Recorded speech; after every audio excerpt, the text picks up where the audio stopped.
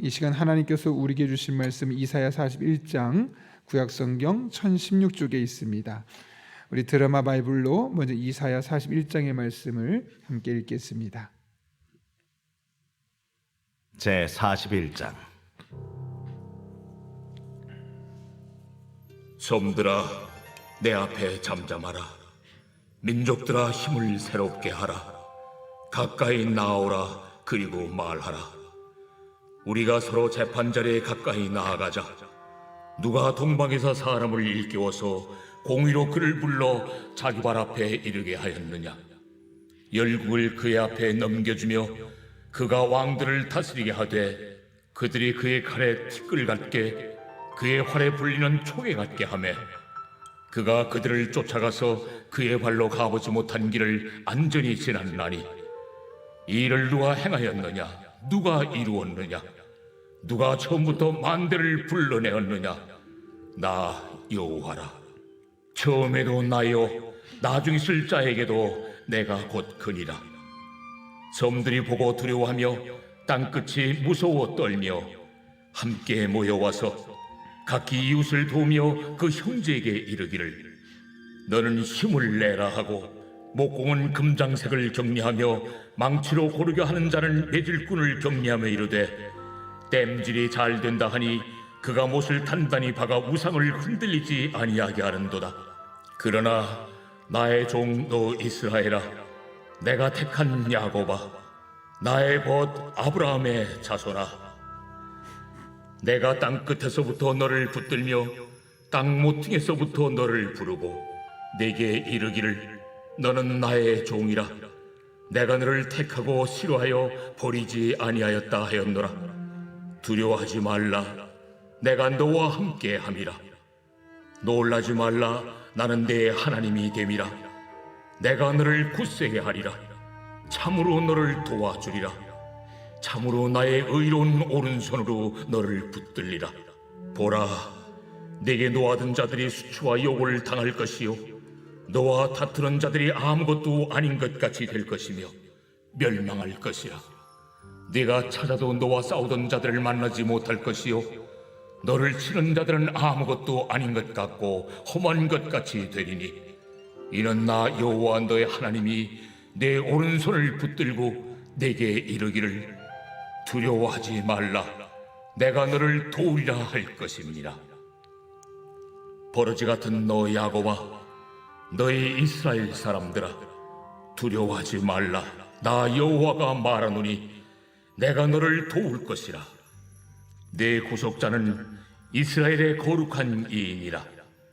보라, 내가 너를 이가 날카로운 새 타작기로 삼으리니 네가 산들을 쳐서 부스러기를 만들 것이며 작은 산들을 겨같이 만들 것이라. 네가 그들을 까부른즉 바람이 그들을 날리겠고 회오리 바람이 그들을 흩어버릴 것이로되 너는 여호와로 말미암아 즐거워하겠고 이스라엘의 거룩한 이로 말미암아 자랑하리라. 가련하고 가난한 자가 물을 구하되 물이 없어서 갈증으로 그들의 혀가 마를 때에 나 여호와가 그들에게 응답하겠고 나 이스라엘의 하나님이 그들을 버리지 아니할 것이라. 내가 헐벗은 산에 강을 내며 골짜기 가운데 샘이 나게 하며 광야가 못이 되게 하며 마른 땅이 샘 근원이 되게 할 것이며 내가 광야에는 백향목과 시띠나무와 화석류와 들감남나무를 심고 사막에는 잣나무와 소나무와 황양목을 함께 두리니 무리가 보고 여호와의 손이 지으신 바요 이스라엘의 거룩한 이가 이것을 창조하신 바인 줄 알며 함께 헤아리며 깨달으리라. 나 여호와가 말하노니 너희 우상들은 소송하라. 야곱의 왕이 말하노니 너희는 확실한 증거를 보이라. 장차 당할 일을 우리에게 진술하라. 또 이전 일이 어떠한 것도 알게 하라. 우리가 마음에 두고 그 결말을 알아보리라. 혹 앞으로 올 일을 듣게 하며 뒤에 올 일을 알게 하라. 그리하면 너희가 신들인 줄 우리가 알리라. 또 복을 내리든지 재난을 내리든지 하라. 우리가 함께 보고 놀라리라. 보라, 너희는 아무것도 아니며 너희 일은 허망하며 너희를 택한 자는 가증하니라.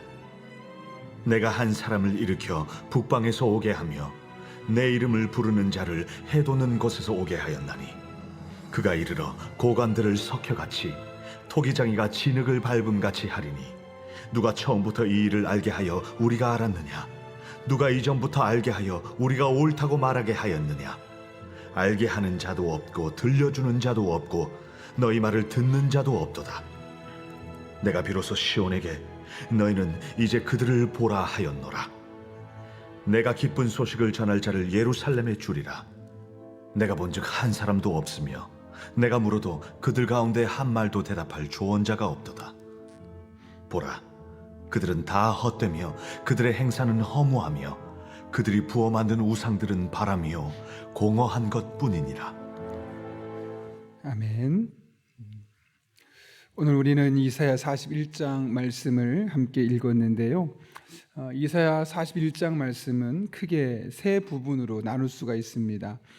1절부터 7절까지 말씀은 하나님께서 바사의 왕 고레스를 통해서 바벨론을 시작으로 세상을 정복하게 할 것을 말씀하고, 8절부터 20절까지의 말씀은 그런 가운데서 하나님께서도 이스라엘 백성만은 보호해 주시고 또 돌봐주실 것을 말씀하시며, 그렇게 많은 나라들이 점령당하는 가운데 이스라엘 백성들이 보호받으면 하나님을 따라야 됨에도 불구하고 이런 하나님을 찾지 않고 우상을 찾는 나라들을 또 우상을 책망하며 우상은 아무것도 아니다 라고 말씀하신 하나님의 음성이 또 21절부터 29절까지 기록되어 있습니다.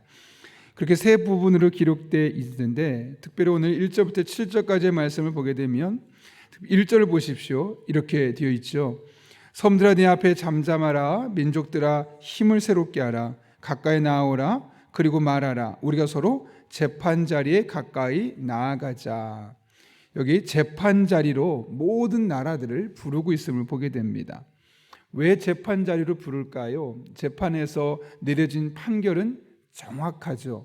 그래서 하나님께서 오늘 행하실 일들을 마치 재판장에서 옳고 그름을 드러내듯이 명확하게 드러내시고 또 오늘 행하실 일을 반드시 행하실 것을 말씀하고 있는 것이죠. 그러면서 2절에서 누가라는 말로 시작합니다. 누가 동방에서 사람을 일깨워서 공의로 그를 불러 자기 발 앞에 이르게 하였느냐?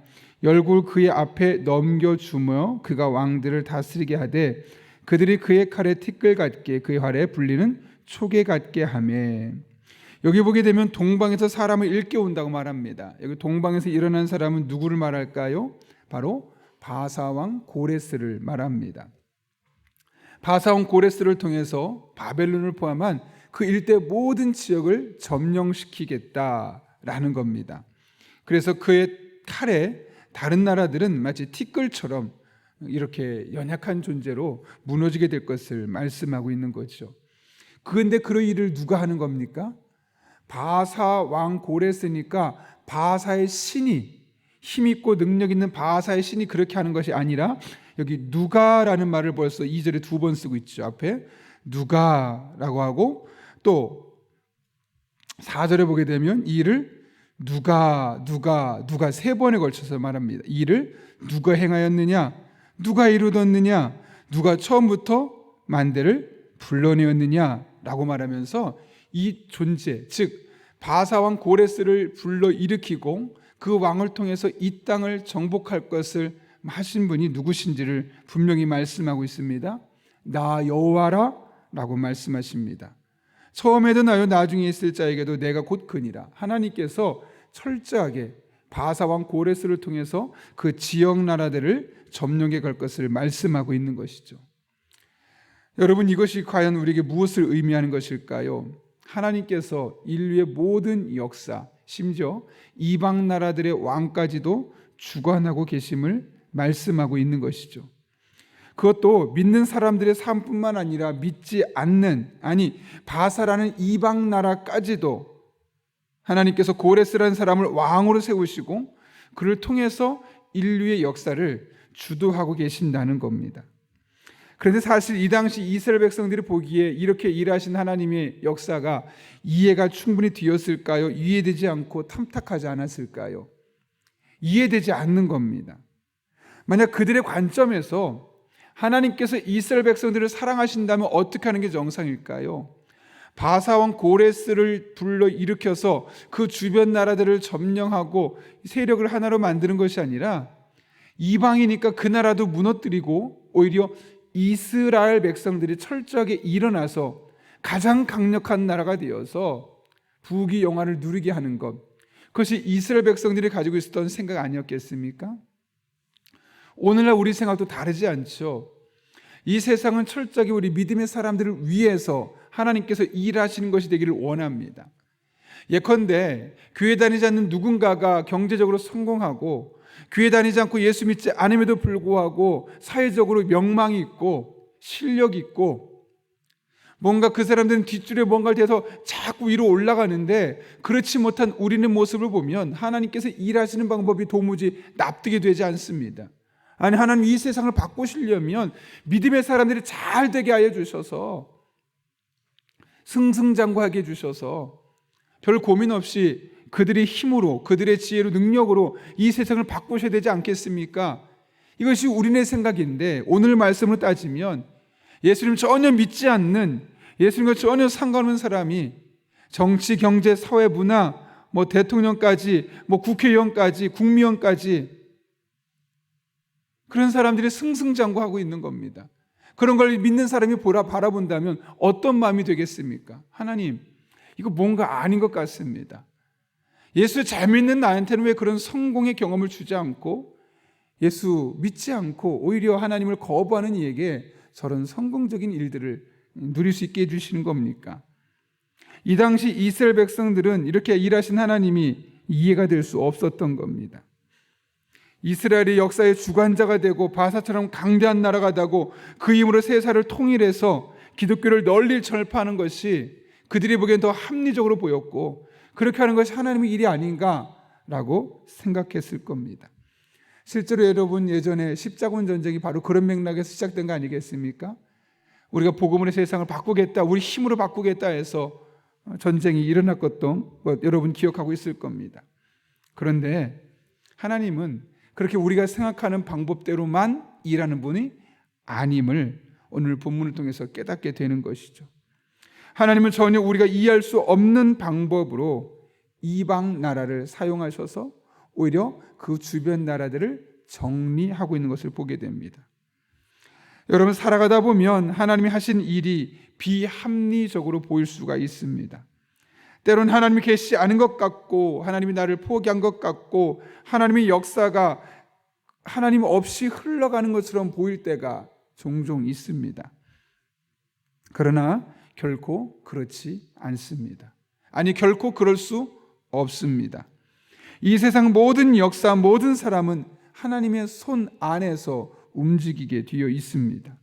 그런 의미에서 내가 이해할 수 없는 일들이 이 세상 속에 일어난다 할지라도 오히려 그것들 때문에 흔들릴 것이 아니라 믿음의 굳건히 서서 하나님께서 지금 이 순간 비록 저 사람이 믿지는 않지만 그 사람을 통해 무언가 일을 하고 계시구나 라는 것을 우리가 깨달을 수 있어야 하는 것이죠. 그럴 때 우리는 하나님의 관점으로 이 세상을 바르게 볼 수 있고 그것이 바로 믿음의 사람들이 가져야만 하는 시각임을 깨닫게 됩니다. 주어지는 상황만으로 볼 것이 아니라 그 모든 상황을 주관하고 계신 하나님의 눈으로 시대를 읽고 그 시대 속에서 믿음으로 살아가는 저와 여러분 될 수 있기를 예수님의 이름으로 축원합니다. 여러분, 하나님께서 이렇게 바사왕 고레스를 통해 일하면 그 당시 사람들이 어떻게 움직일까요? 오늘 본문 4절에 누가 일을 행하였으며 이렇게 하나님이 하셨다라고 말하니까 5절부터 7절까지 사람들이 어떤 일을 합니까? 우상들을 만들기 시작하고 우상들을 의지하기 시작하고 심지어 7절에 보면 못을 단단히 박아 우상이 흔들리지 아니하게 하는 겁니다. 각자의 자기 신을 의지하는 게 필요하구나, 자기 능력으로 살아가는 게 필요하구나. 그래서 우상들을, 하나님이 아닌 신들을 자기들이 점점 더 섬기는 모습이 나타나게 되는 것이죠. 그런데 그렇게 이상하게 보이는 세상의 흐름 속에서 대부분의 사람이 자신들의 우상을 의지하며 살아갈 때 우리 믿음의 사람들은 어떻게 살아야 할까요? 오늘 8절부터 하나님께서 우리에게 주는 메시지가 있죠. 8절에 뭐라고 말씀합니까? 같이 한번 읽어볼까요? 그러나 나의 종 너 이스라엘아, 내가 택한 야곱아, 나의 벗 아브라함의 자손아. 여기 8절을 보게 되면 이스라엘을 향한 삼중 호명, 즉 세 가지의 부르는 이름이 나옵니다. 첫 번째로는 나의 종이라고 되어 있습니다. 우리가 갖고 있는 이 종의 이미지는 매우 부정적입니다. 그냥 주인을 위해서 고생하는 사람, 그런 의미를 갖고 있는데 구약 성경에서 여호와의 종 개념은 좀 다릅니다. 여러분, 여호와의 종 어떤 개념입니까? 종은 주인에게 충성을 하게 되고 주인은 그런 종을 생계와 목숨까지도 책임져 주는 것, 이것이 종과 주인의 상관관계입니다. 그런데 여기 보면 나의 종, 즉 여호와의 종은 다른 말로 하면 무엇이겠습니까? 우리가 끝까지 하나님 붙들고 하나님 의지하고 하나님께 충성스러운 삶을 살아가게 될 때 하나님께서 우리들의 생계와 우리의 목숨을 책임져 주시겠다라는 것이 바로 나의 종이라는 표현 속에 담겨 있는 겁니다. 두 번째로는 나의 택한 야곱이라고 부릅니다. 여기 택하다라는 단어가 빠하르라는 단어인데요, 선택한 대상을 내가 너무 기뻐한다, 그런 뜻을 갖고 있고 그 대상을 나의 소유로 삼아 내가 그것을 책임진다라는 의미를 갖고 있습니다. 여기 내가 택한 야곱아, 이것은 다른 말로 하면 하나님께서 이스라엘 백성들을 얼마나 기뻐하시고 그 백성들의 삶을 얼마나 책임지시길 원하시기를 말씀하는 거죠. 세 번째로 나의 벗 아브라함의 자손아라고 말합니다. 여기 벗은 오합이라는 단어인데 가장 신뢰하고 사랑하는 대상을 일컫는 말입니다. 이렇게 하나님께서는 이스라엘 백성들을 나의 종이라고, 내가 택한 야곱이라고, 나의 벗이라고 세 번에 걸쳐서 하나님께서 이스라엘 백성들을 얼마나 소중하게 특별하게 보고 있는지를 말씀합니다. 그러면서 그들에 대해서 어떻게 하시겠다고 말씀합니까? 오늘 계속 이어지는 말씀 보면 9절에 보면 땅 끝에서 너를 붙들며 땅 모퉁이에서부터 너를 부르고 라고 말합니다. 땅 끝과 땅 모퉁이는 역사적으로 말하면 이스라엘 백성들이 바벨론의 포로로 잡혀가 있는 그런 어려운 상황에서 불러오겠다, 다시 데려오겠다 라고 말씀하시는 것이고, 신앙적으로는 비유적으로 이렇게 씁니다. 하나님의 능력이 미치지 않는 장소를 말합니다. 상징적인 거죠. 너희가 하나님은 나에게 상관없는 분이야 라고 느낄 정도로 고통당하고 있을 때 그곳에서 하나님께서 이스라엘 백성을 불러서 그들의 삶을 책임져 주시고 붙잡아 주실 것을 말씀하는 거죠. 특별히 10절을 보면 이렇게 말합니다. 같이 한번 읽어볼까요? 시작. 두려워하지 말라, 내가 너와 함께함이라. 놀라지 말라, 나는 내 하나님이 됨이라. 내가 너를 굳세게 하리라. 참으로 너를 도와주리라. 참으로 나의 의로운 오른손으로 너를 붙들리라. 하나님께서 이스라엘 백성들 우상 의지하지 말라는 거죠. 그냥 나만 바라보고 나만 의지하라는 것이죠. 왜요? 하나님께서 함께 하시고 하나님이 너의 하나님이 되어주겠다라고 말씀하실 뿐만 아니라 굳세게 해주시고 도와주시고 의로운 오른손으로 붙들어 주시겠다라고 말씀하고 있기 때문에 그렇습니다. 뿐만 아닙니다. 계속 이어지는 11절 뭐라고 말합니까? 13절에도 이는 나 여호와 너의 하나님이 내 오른손을 붙들고 내게 이르기를 두려워하지 말라, 내가 너를 도우리라 말할 것입니다. 14절도 버러지 같은 너 야곱아, 너 이스라엘 사람들아, 두려워하지 말라, 나 여호와가 말하노니 내가 이를 도울 것이라. 내 구속자는 이스라엘의 거룩한 이인이라 라고 말하면서 하나님께서 계속해서 이스라엘 백성들을 도와주실 것을 말씀하고 있는 것이죠. 이렇게까지 계속해서 말씀하신 이유가 무엇 때문일까요? 아무리 세상이 예수 믿지 않는 사람이 잘 되는 것처럼 보이고 예수 믿는 사람은 고통을 당하고 이 세상 역사를 이해할 수 없을 것처럼 보여도 참으로 너를 도와주리라, 참으로 의로운 오른손 너를 붙들리라, 참으로라고 말씀하시는 그 하나님의 도우심을 의지하며 그분 붙들고 믿음으로 살아갈 것을 우리에게 말씀하고 있는 것이죠. 무엇보다 내가 너를 도와주겠다라는 이 말씀을 이런 이야기가 있구나라고 한 번 듣고 흘려버릴 말씀이 아니라 하나님의 약속으로 굳게 붙들 것을 우리에게 말씀하고 있는 것이죠. 여러분, 이 하나님의 약속을 여러분에게 주시는 약속으로 받아들일 수 있기를 바랍니다. 하나님께서 여러분에게 말씀하십니다. 두려워하지 말라. 내가 너와 함께 함이라.